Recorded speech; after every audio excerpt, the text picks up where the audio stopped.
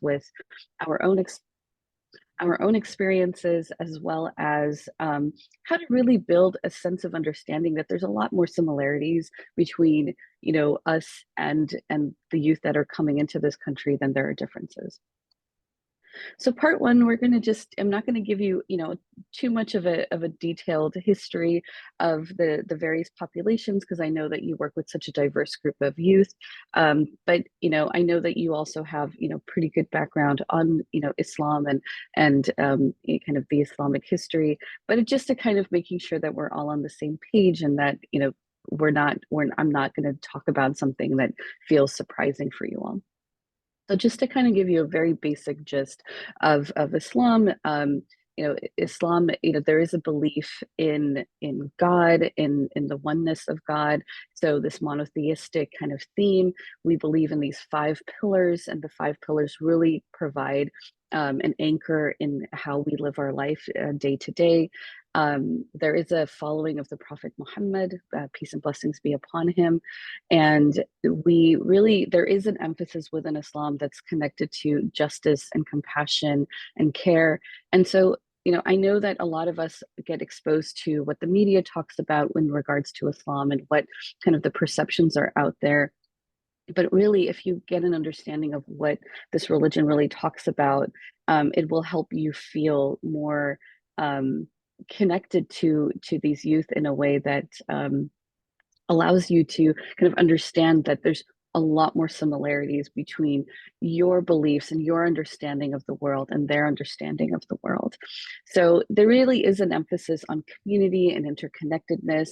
We really, the way that we were taught as children is that, the people that you're around are your brothers and sisters. They're the people that are going to support you, and you are going to support them. There are very deep elements of respect for elders and for parents and parent figures and those who are taking care of them. And all of this is based on the Quran and the Hadith.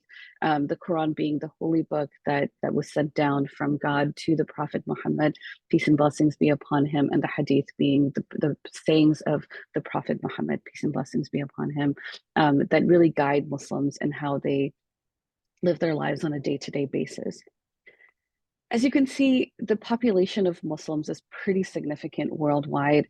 And one of the things that we want to highlight is that in Islam, in the United States, Islam is one of the fastest growing religions. And this isn't just through, immigration or through, having children. It's also due to conversions. And many of you are aware of what's happening in Gaza. There is, a lot of killing, there's a genocide. And the way that the unwavering kind of faith that a lot of these Palestinians have had has really inspired so many people to learn about Islam and to learn about what it means to be a Muslim and have reliance on God, and has inspired so many people to become Muslim. And we're not going to sit here and talk about semantics of genocide, non-genocide. It's an indiscriminate killing of, whole families. And so we just want to acknowledge that, because that's also something that your youth are exposed to on a day-to-day basis. They identify as Muslim, and this is something that's happening to Muslims. I'm from Afghanistan, my family's from Afghanistan, and many of the youth that you're working with and taking care of and providing so much care and love for are from Afghanistan. And so, we have a very deep, intense, tragic history of trauma and loss and challenge. My parents had to flee in the 1980s. I was born in a refugee camp. And that influences how we see the world.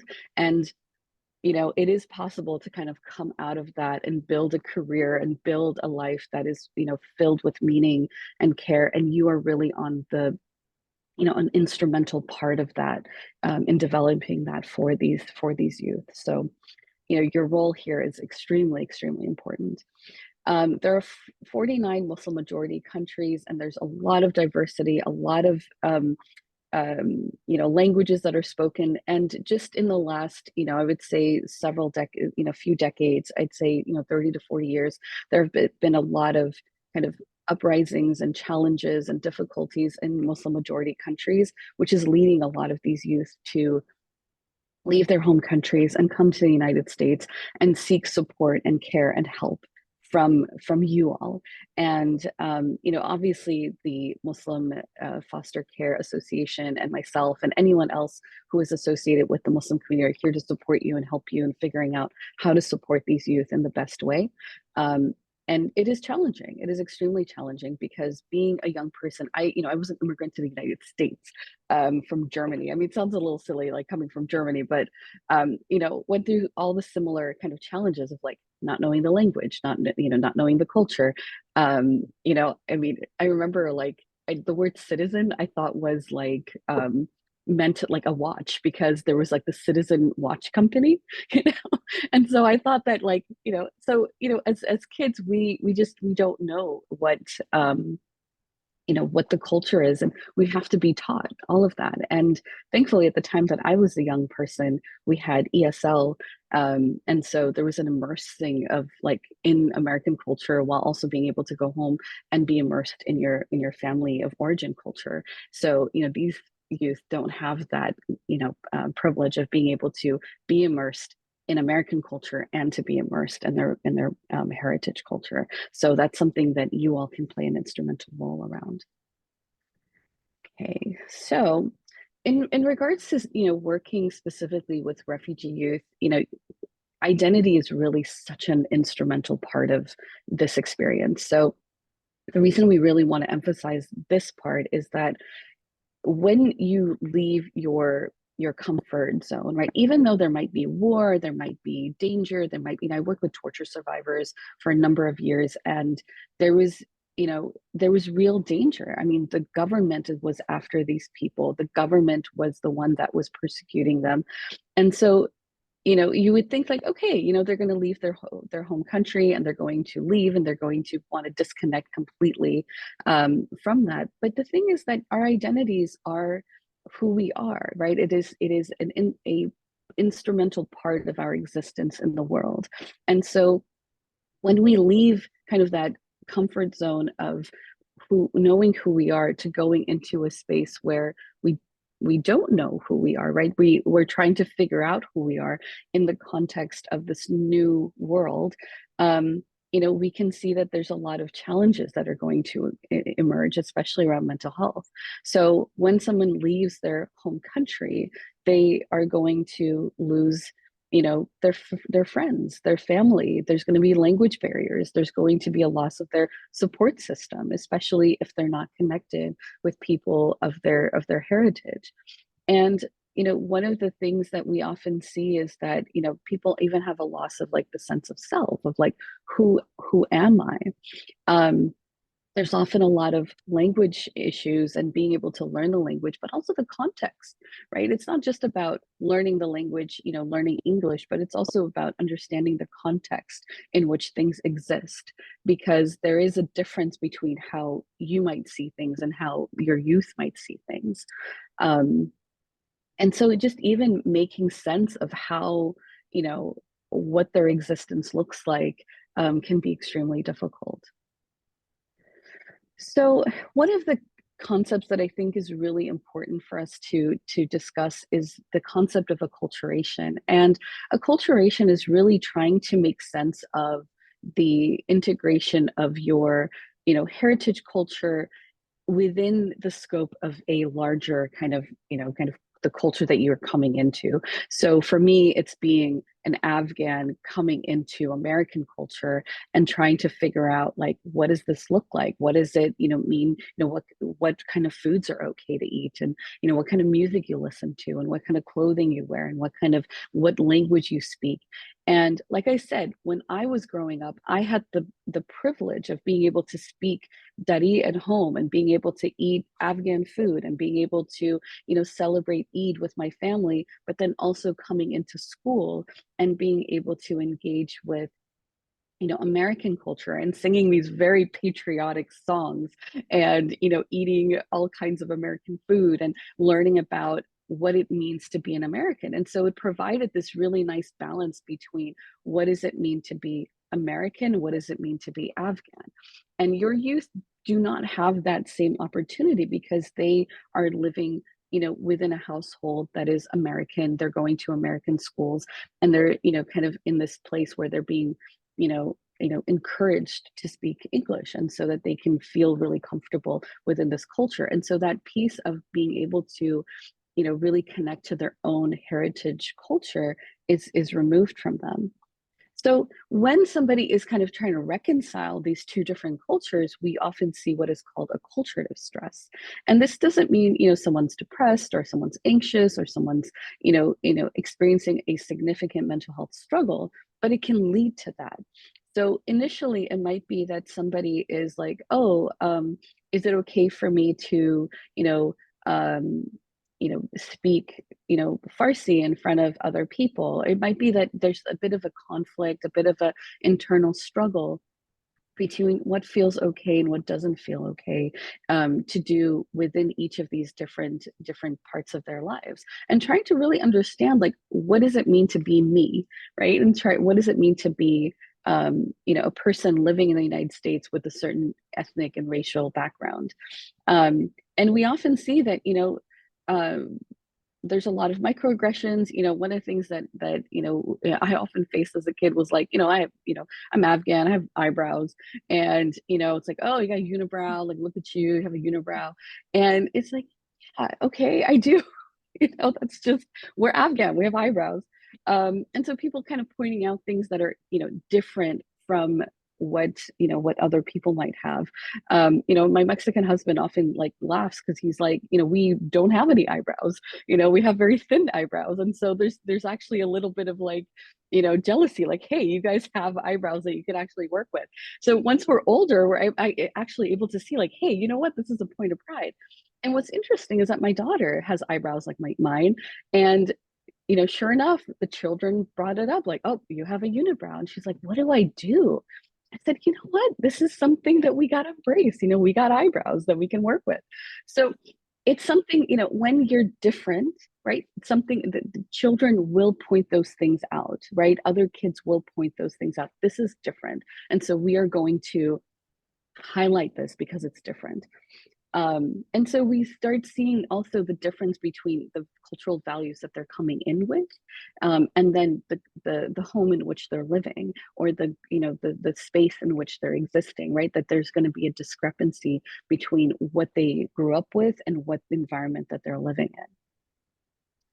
So one of the things that we also want to emphasize is really how are these youth kind of experiencing, living in the United States? Like, here we have certain, from the time that we're born in the US, right? There's a lot of emphasis on, like, when you're 18 and you go off to college, right? You're going to be on your own and you're going to be independent. And so it's something that is instilled in the children from the time that they're very young. Like, okay, you're working towards, doing really well in elementary school, doing well in junior high and middle school, and then in high school you really got to work hard, and so that you can graduate and go to a really great college and move away. So this is something that's often that everyone is very much aware of, or children themselves are like, we know that when we turn 18 we get to leave and we get to like start our own life. And there's also, among celebrities, right, there's this whole concept of like emancipating from your parents early. So among Muslim youth, this isn't something that we generally see, whether they're born and raised here or whether they're coming from another country. Adults will remain within their parent homes for, and sometimes until they get married. So that might be well into the 20s. And the reason for this isn't that they're not able to, you know, function outside of their home. It's really that there's this deep family connection, and it allows them to really kind of cultivate and build this really deep community within their homes and their community at large. And yeah, people do go off to college and then they come back and they can remain connected.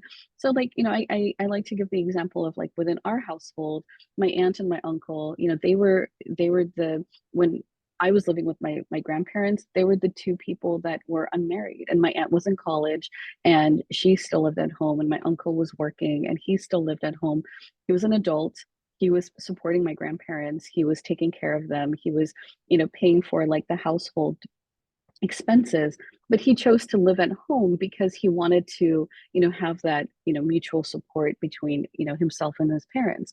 And when he got married, he did move out and he was completely independent, was perfectly capable of, building his own life. But it's really, that connectedness that we all have within our households is not one of, you know, enmeshment or kind of this, toxic dependence that we often see within some of these toxic family dynamics, but rather it's this interdependence where families are supporting each other. So like my grandmother would be a listening ear to my uncle and would, make sure that he was fed and, was feeling good. And he made sure that, my grandparents were financially comfortable and that, he took care of a lot of their other needs. So really, it's about how can we think about building support for these youth and kind of taking into account their experiences in their home countries and how they've grown up and, kind of integrating a system for them that allows them to kind of really learn the skills that they need, but then also, that they're not kind of left out there without a safety net. And, because we really want these youth to be able to feel, like they can figure out how to live their lives here in the United States without feeling like they're out there without any kind of support. I remember when I was 18 and I was going off to college, which it's hilarious because it's not like what these youth are going through by any means. But I was a very sheltered young person, and I remember like saying, "I'm going to go to the big city by myself." I grew up in the Bay Area, and I was going to San Francisco for college, and I took the train, and I was walking and I was like, yes, I am so independent. I can do this on my own. And then I looked back and my dad was like, 10 paces behind me and just like kind of following me along, just making sure that I wasn't doing anything too silly. So it's there. That doesn't mean that they don't trust me, that they didn't think that I could do it, but they just wanted to make sure that I was safe. And that felt really good for me as a young person to be able to say, you know what, I'm being watched, I'm being cared for. And, that safety net being there is something that I'm used to. And so I'm not going to just go out there into the world, fearing that there's not going to be enough support. So it doesn't have to be that you're hand holding, but it's really about knowing that there is if I fall, that there's someone going to be there. That was the last time he came with me. That was just the one time he wanted to make sure he felt a sense of like, okay, she's good, and off he went. And from that point forward, I did it completely on my own. But it's I started college at 17, not 18. And so, it was kind of like, oh, she's not 18 yet. Let me make sure she's okay. So, this is where I want you all to think about, like, how can you provide a certain safety net for your youth, even if they're inching their way towards 17, 18, and, providing them with the skills that they need to be able to navigate the world, because this is not something that we grew up with, right? This is something we have to actively learn. So now we're going to talk about the risk factors of depression. So one of the things that we mentioned is that when you're coming into a new place and you're experiencing a culture of stress, what will often happen is that we are exposed to something that's completely new. There's a sense of isolation, right? There's a lot of unfamiliarity. There's a lack of, people who speak our same languages. We, when we were in the ESL, there was some Afghan, kids, but there are kids from all over the world: Mexico, Japan, China, and we were all in the same class. But many of us couldn't speak the same languages, and we really couldn't connect. And one of the things that we know that's happening around the world is that there's often a lot of persecution of youth who have a queer identity. And so there is, kind of, I've seen that the United States kind of brings these youth, at a larger number. And these are not youth who want to be completely disconnected from their religion or their country of origin. It's really about creating a sense of safety, but also for them to identify how do they want to build a relationship with their countries of origin and with their religion, because it's still possible to be a Muslim and to identify as queer, to be a Muslim, to be a queer person and also identify as being Afghan or whatever other country that your youth are coming from. So the other piece that we want to emphasize is the thoughts around trauma. So just because someone's experience has experienced a traumatic event does not mean that they are necessarily going to have PTSD. So with PTSD, we generally see a lot of like re-experiencing. There might be irritability. There might be, nightmares.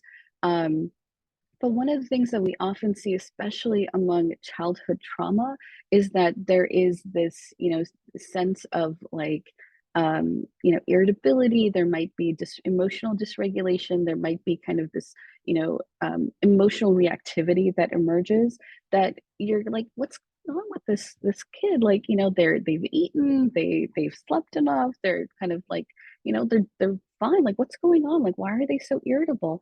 And so, with trauma, the way that it looks is often there's this, acting out that happens. There might be anger that's expressed. And then I actually had a 4-year-old I worked with who was very friendly. He was too friendly. And what would happen is that he would just go off and like hug everyone. And I'd be like, all right, come on, we got to go into the room and do our, therapy session. And he was the most pleasant, sweet kid ever who happened to be extremely traumatized. And there was one experience where I didn't realize that I had made a mistake as his therapist. I had, we would draw on, we had paper that we would draw on and it was on this table. The table was too high and I didn't realize. And so he became so dysregulated and so upset that, but he couldn't tell me. He couldn't say, hey, you put the table too high and that's why I'm so upset. And so it became this whole thing. But after a while, I realized, because I'm the adult, right? I'm the one who knows how to regulate my emotions. I'm the one who has control over my emotions. And here he is, like throwing Legos all around my tiny little therapy room. And it just kind of hit me like, oh shoot, I made a mistake. I didn't have this, available for him. So I crouched down and I started saying, like, I'm really sorry. I should have realized that, the table was too high for you. And it sounds very simple, but sometimes when you use this like broken record, like, I'm sorry, I made a mistake. I should have realized that the table was too high. I'm really sorry. And you kind of keep going with this like broken record over and over and over. It works. It works with 2-year-olds. I tried it on my own daughter. It worked with this 4-year-old. It works with teenagers. It works with adults. It works with everyone. And it's just a matter of like, I understand that you're upset and you need to text me when you're going to be late. Right. So it doesn't matter what it is, but using a statement like that and repeating it over and over and over can actually be extremely helpful for this population. Not yelling, not screaming, not getting, like agitated, just repeating something in an even tone. It works. I promise you it works. I've used it with my own husband. It works. So I promise it works. Okay, so here are some signs of grief, right? There might be a lot of loss that your youth are experiencing. They've left their home countries. And so you're going to be seeing a lot of experiences of grief. So, here are some of those symptoms. There's a lot, there might be tearfulness, or there might just be like a disconnection with like eating, sleeping, wanting to be, withdrawing, but then also being fearful of being alone. And these symptoms also look very similar to depression. So sometimes it's really hard to parse apart what's trauma, what's depression, what's grief. And this is something where, a place like Khalil Center or, other mental health services might be really helpful to help parse that apart. I'm just going to quickly go through kind of what the trauma response looks like. So in our brains, like if this is our brain, this is our prefrontal cortex, this is our amygdala. And the amygdala is deep, deep in the brain. And as soon as someone feels like some kind of like, reaction to a traumatic event or just anything that's activating, right? So like, someone, dings your car and you're seeing this and you're like, oh my gosh, like what just happened, right? The first thing that happens is that you feel it in your body. Then the amygdala gets gets that information and it starts blaring the alarm. and then the prefrontal cortex gets activated. Um, and generally the prefrontal cortex isn't able to give you that rational, like, it's okay, well, the person pulled over and they're they're writing down their phone number so we can figure out how to manage this. What generally happens is that you're not able to think rationally when you've experienced a trauma or chronic trauma. And what happens is that you're not even able to remember what happens. With my 4-year-old patient, the grandparents were like, "What happened to him?" And I said, "I don't know what happened to him. He was very young when the trauma happened. He's not going to remember." And same with adults. Sometimes adults have no idea what happened to them in their childhood, or during the period of trauma. So even though the hippocampus is the part of the brain that holds the memory, people can't remember those things. And it's like, I want to know what happened to you. Know what happened to me, right? And so when the amygdala goes off, the prefrontal cortex doesn't work very well. The hippocampus doesn't work very well. And it's just like what someone feels is, a surge of adrenaline that really takes over all of their functioning, right? And so we see that people will experience anxiety in addition to their trauma. They will experience depression, and they will, not have, the ability to sleep well. So what does trauma-informed care mean? It really means to have this like idea of like the trauma in your mind as you engage with any human being, right? Whether it's your youth, whether it's a family member, whether it's a friend. And so it's asking permission before touching. It's thinking about, how would this, if I ask this question, how would it impact this person? And it's being gentle and kind and just open. When you go into a situation already kind of deciding like, this is how it's going to be, it's going to prevent you from being able to support a young person. So, I work with a lot of teens, and teens are really hard to work with, right? They're really hard to engage with. And so if I go in going, oh, it's going to be terrible, it's going to be terrible. It's going to be terrible. The reason I started like cussing in New York City is because of my teens, because they started and then they looked at me, they're like, you're kind of a prude. So then I started, and it just became like, but it made them comfortable. And of course it's a bad habit, and I had to like work really hard to like, get rid of it now that I don't work with teens as much. But it's really, I'm not saying go, cuss while you're talking to your youth, but it's really about getting down into the trenches with them and seeing, how do we support you based on where you are, rather than trying to bring them up to where you are, right? So where they are versus where you are. And that, that's what we do in therapy as well, right? We meet our patients where they are rather than pulling them towards us. And that can be extremely, extremely helpful. And you can resolve a lot of these issues by just creating a space of care and love and holding. So, I apologize with this slide. I think I needed to widen it a little bit, but essentially what this is talking about is that there is this idea of the Hulk. So if you're familiar with the Hulk, it's this character, part of the Marvel world. And what happened is that he experienced extreme childhood trauma. His father was extremely abusive towards him and his mother.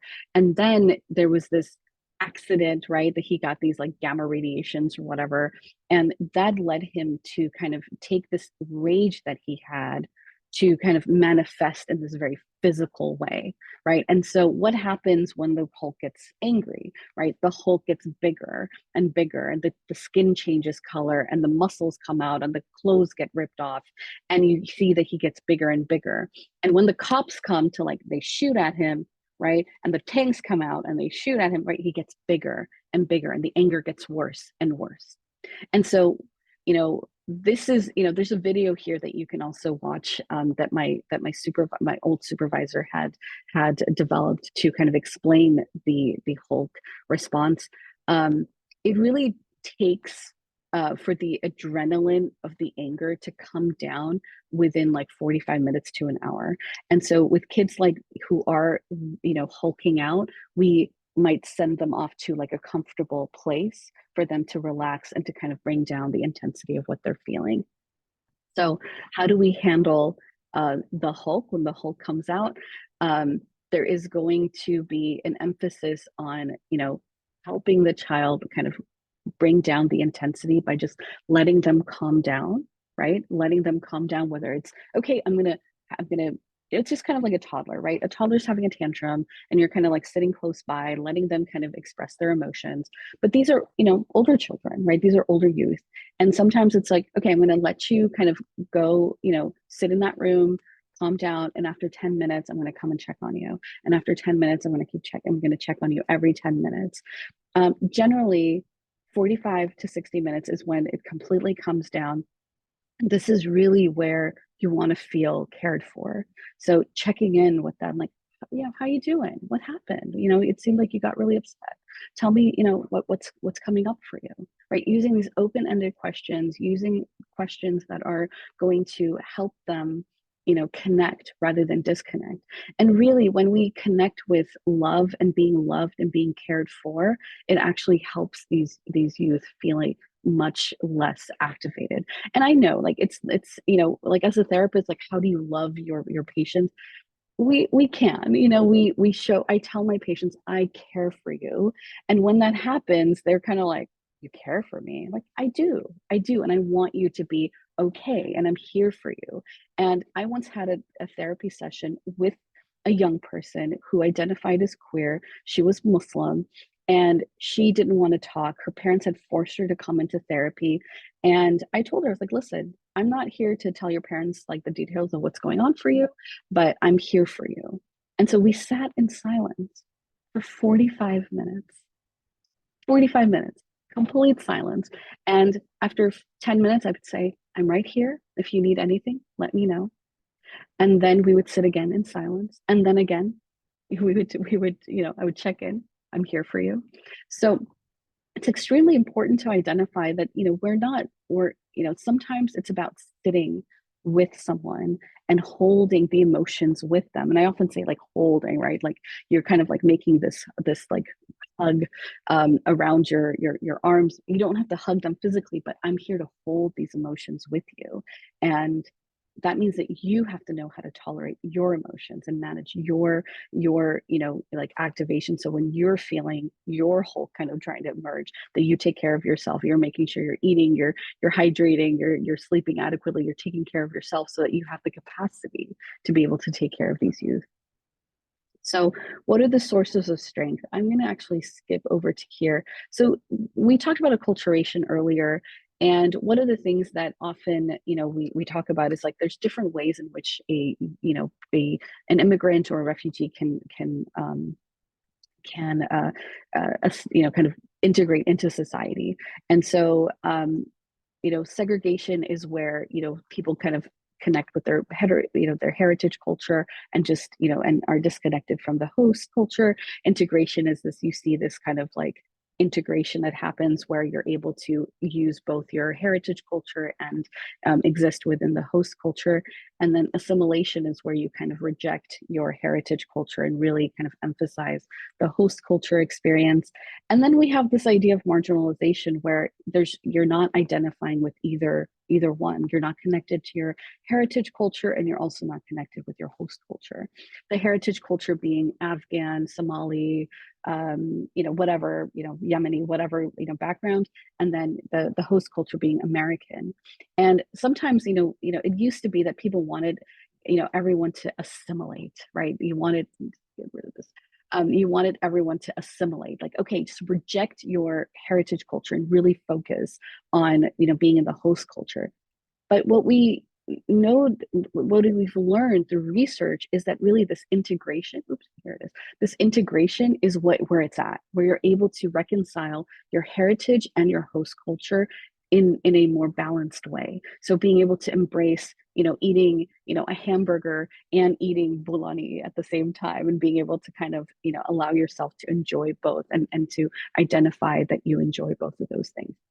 And then in regards to some of the youth that you might be exposed to, is marginalization is really a huge challenge, that they might reject their heritage and try to really integrate into, I mean, try to assimilate into this American culture, but as a result they're so kind of confused that they lose out on both. And so what I think we really want to strive towards is this integration where you expose them to, you know, the American heritage, but also allowing them to integrate their heritage from their country of origin as well. And this is where, the Muslim Foster Care Association can be a great help. And then in regards to our emerging adulthood, I mean, we talked a little bit about this. Really, let's not make any assumptions about what these youth know and what they don't know. Start from scratch. There's many American kids who don't know how to navigate, what is it called, bank accounts, and how to, like, pay bills and all of these different things. So let's just assume that, this youth doesn't know how to do any of that, and kind of, starting from scratch, just to make sure that you're all on the same page. And it will really allow them to feel competent and confident and really become independent. And you'll have been an integral part of them building these skills, which will make you such an important part of their lives. Okay, what am I gonna do? Yes, so we want to kind of help them build skills that will, empower them, that will help them kind of work through their traumas.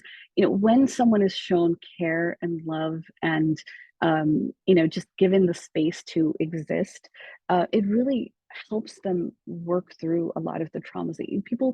Yes, we need to send our kids to trauma treatment 100%, but there's also something about feeling cared for that will help them through it as well. So we really want to give them a sense of competence, confidence, autonomy, agency in choosing, what their lives look like, but also taking into account these are young people, right? They don't know 100% what is the best thing for them. Instead, guiding them, but also knowing that they come from these different, countries of origin, and to make sure that that's also integrated into their care. And in terms of, so this was something that I wanted to leave you all with, kind of thinking about, we've all been through struggles. We've all experienced things that are challenging in our lives. We've all done, went through situations that, we could have known, we wanted to know more information. So the example I gave was, when I lived in California my whole life. When you get an apartment in California, you go to the leasing office, you say, I need an apartment, you pay $500 deposit, and you get an apartment. They check they check your what is that called? They check your credit, they make sure that you're not, like, insane, right? And that's it. You get to go and really, you get your apartment. New York is a whole other animal. Getting an apartment here in New York is a nightmare. You have so many different documents to complete. I actually had to give them, like, my address that we lived in Germany, from when I was like 5 years old, because that's the piece of information that they wanted. And we had no idea that it would be this involved. And we ended up getting this apartment that was, like, on the first floor, that was in front of the street, that was, barely, it was supposed to be 2 bedrooms, but, like, one of the bedrooms didn't have, like, a closet, or, like, I mean, it was, or we didn't even have a living room. Okay. So it was just like a horrible, horrible apartment. And we ended up with this apartment because we had no idea, like, how the system worked. And so once, we became familiar with the system, I knew, like, which areas we liked. I knew the kind of the types of documentation that they needed. I found the current apartment that we're in, and I said, you know what? This is the apartment I am going to get for us. And I had all the documents ready. I submitted it. It took me 9 hours in one day to compile everything we needed, submitted everything to them, and they still needed a few additional documents. I don't know if you're, like, familiar with the Cash app, but they needed me to give them. I used the Cash App once to buy ice cream for my daughter, and they wanted they wanted all the documentation from the Cash App in case I have income through the Cash App, which I didn't. But they wanted all of this information, and sure enough, submitted everything, and we got the apartment. And that's because I was able to, make these really like crazy mistakes the first time, not be, I didn't know how to navigate the system, and I was able to kind of figure it out the second time, right? And so that's something that we want to think about, like how, what type of, mistakes have you made in your life? What type of supports did you get when you made those mistakes? How did you navigate the challenges around, um, when those mistakes were made? Like, how did you, what were the consequences of those mistakes?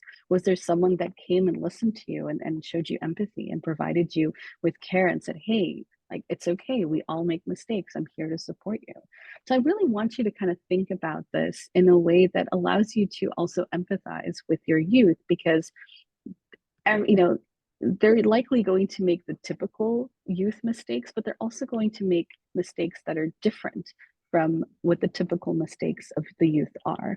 And it's not because they're being belligerent or they're being difficult or they're trying to harm you or hurt you, but it's really in order for you to be able, it's for them to figure out how to navigate this, right? If you've ever been around cats, right, they're just so curious, right? They're just kind of like, they wreak havoc in our homes, but they're trying to figure things out, right? They're trying to figure things out. And so think about cats when you think about your youth, that they're just trying to figure things out. Well, what I'm going to do is I'm going to leave you here. We have some resources available. Again, I'm happy to share the slide deck with you all. But I wanted to see if there were questions, given that I went a little bit over the time that I said I would. I apologize for that. Thank you, Dr. Renas. That was excellent. Just learned so much just from listening to you. And I just want you to go on and on because there's just so much on the subject. I know I did receive some questions from you ahead of time too, but if there's any right now while you're attending the session, please feel free to speak up or put it in the chat. Otherwise, I'm going to, start with some of the questions I already received from you. So really just feel free to just, unmute and talk about it and give your question to Dr. Renas if you'd like.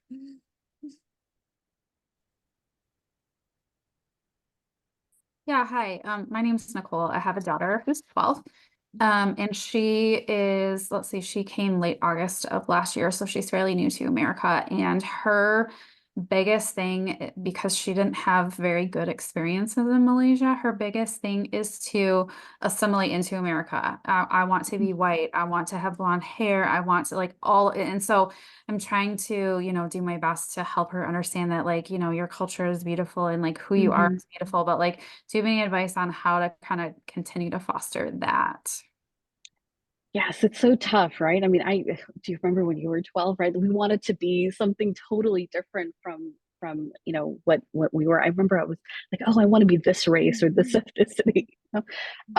Yeah, I think it's really hard. I mean, you definitely want to have boundaries set, right? Like, I mean, obviously it's really hard, but if there are things that feel okay, in terms of like, okay, let's, I don't know, if there are things that it's kind of thinking about, you have a middle schooler, right? This is a middle schooler, and there's certain things that are okay for middle schoolers to do, and there's certain things that are definitely not. Like, okay, getting your hair completely dyed and changing your complexion, yeah, and that, not a possibility. But instead, trying to identify, are there ways that we can help help her see, like, yeah, here are the ways that you can get integrated into American culture, but here are the ways that what would she be interested in exploring within Malaysian culture? Like, what would be interesting? Like, if there's something that really connects her to that.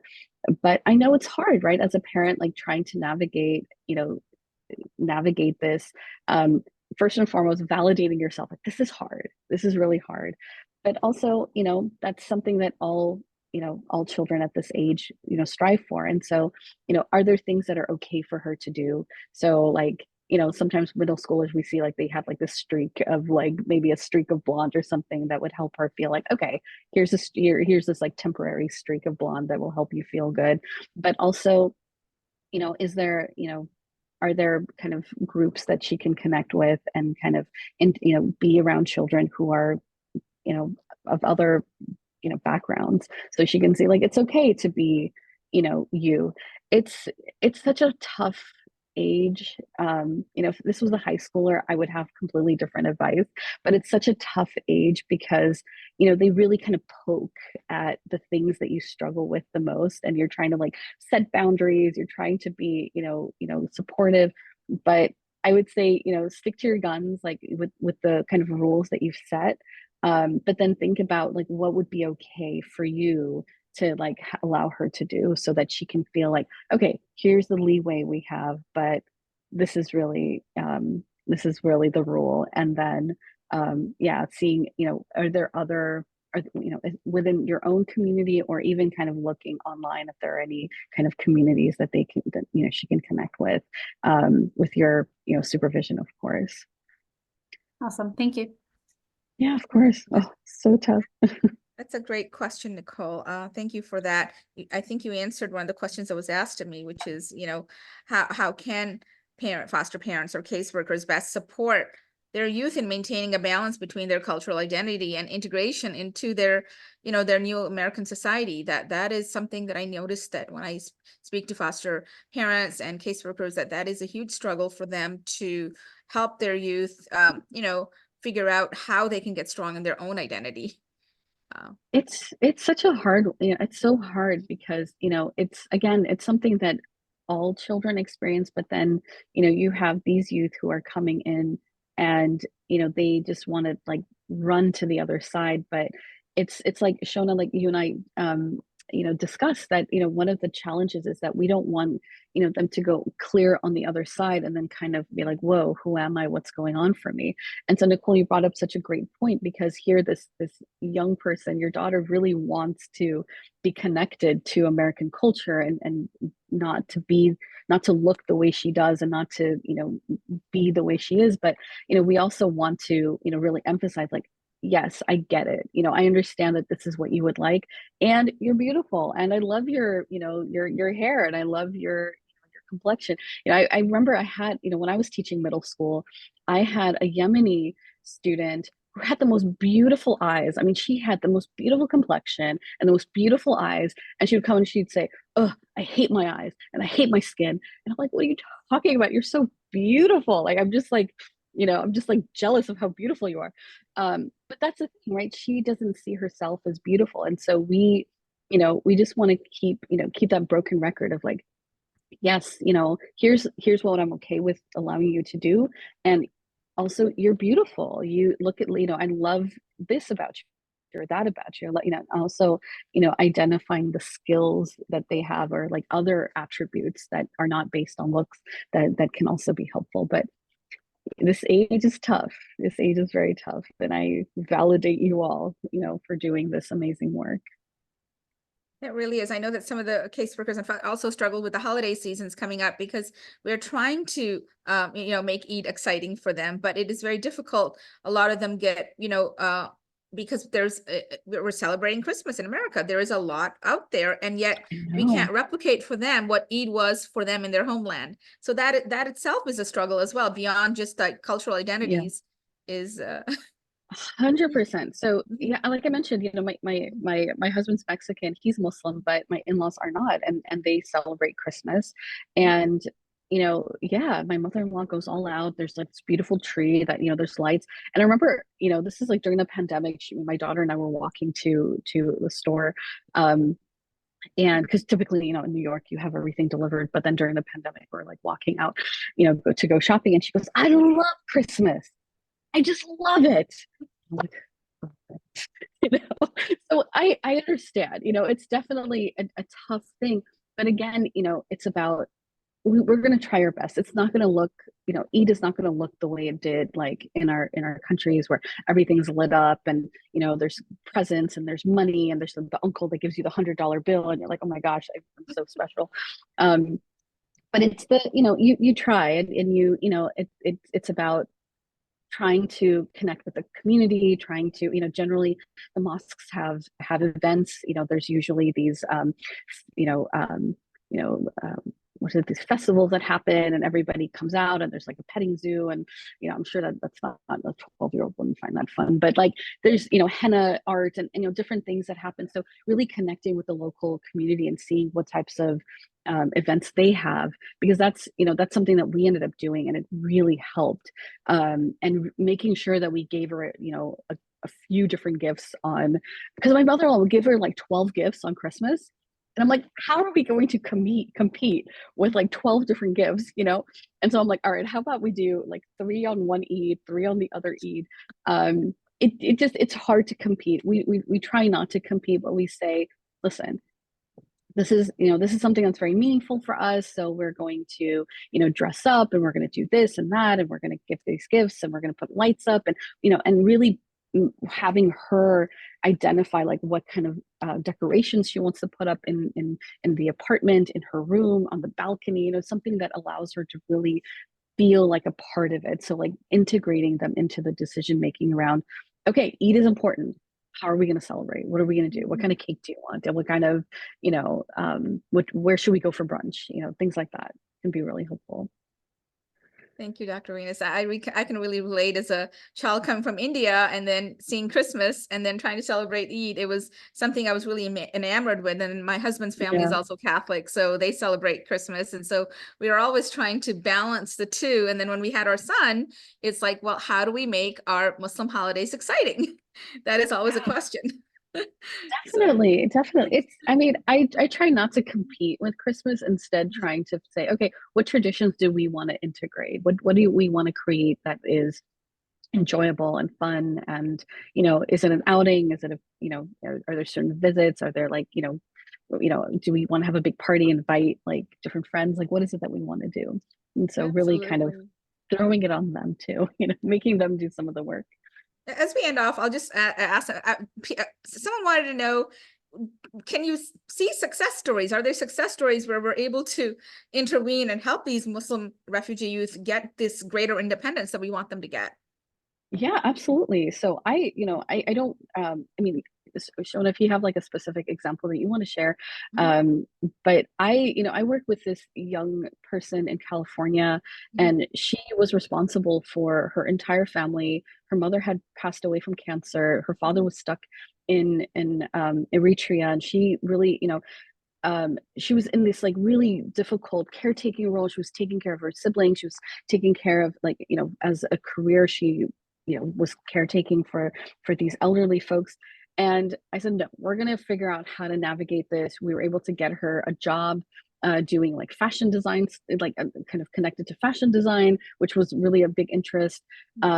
And last I heard, she's married with children and doing really well, and like has built this really lovely career. So initially when she came, she was 16 and really struggling with a mom that was really sick, and had to like navigate all of this really. But she did it. She did really well, and she was able to navigate it in this lovely way. But she really needed that support from me, because I let her be a kid. I let her be a young person when she was with me, rather than this caretaker that had to take care of her 5 siblings and be responsible. Yeah, I can definitely share success stories too. I've worked with a number of refugee kids so far, and I've seen brilliant things coming out of them gaining independence. Success stories of especially girls and younger children as well. But three of Afghan girls in particular who come to mind immediately, because I've been with them for a while, and they came here when they were young, from extremely traumatic backgrounds, and even their journey here was extremely difficult. And they shared some of that with me, and I'm amazed how they're in college now. One of them is in high school, but they have been able to maneuver through staying strong with their cultural identity, their foods, their clothing, and everything, yet at the same time being able to pick up every single thing that's so beautiful in American society that they've been able to work with. And I see them now in college, and it just makes me so proud to think, we see their struggles, but we also see the successes. and that they are happy, they're comfortable, they've become a part of American society, they love it here, and there's a lot of good that I see coming out of them gaining that independence. So I do see a lot of that, and I want you to all be, certainly know that it's possible as well. So thank you for that. That's a great And question. Dr. Venus, thank you for sharing your amazing presentation. I hope that I could share it with the others, share the resources that you shared. And I'll also definitely share Khalil Center. I'm very well aware of them because I grew up in Canada. And so Khalil Center was a big thing in Toronto. And everyone I knew had, accessed them in Toronto and in Canada. And now I think there's a branch in Chicago, Illinois, and other places. So I will share their resources. I see that you're a part of them too. So thank you for that. And thank you for the time that you spent explaining everything and answering the questions. Really appreciate it. And hope we can get you back here with us again. So thank you. Yes, of course. My pleasure. I hope it was helpful. And if they want my contact information to ask more questions, I'm more than happy to provide that. Awesome. Thank you so much. Thank you, everybody, for joining MFCA today. Hope everyone has a great day, and I'll share those resources with you by email. Take care. Bye. Thank you. Bye, everyone. Thank you. Thanks. You're welcome. Thank you. Okay, day.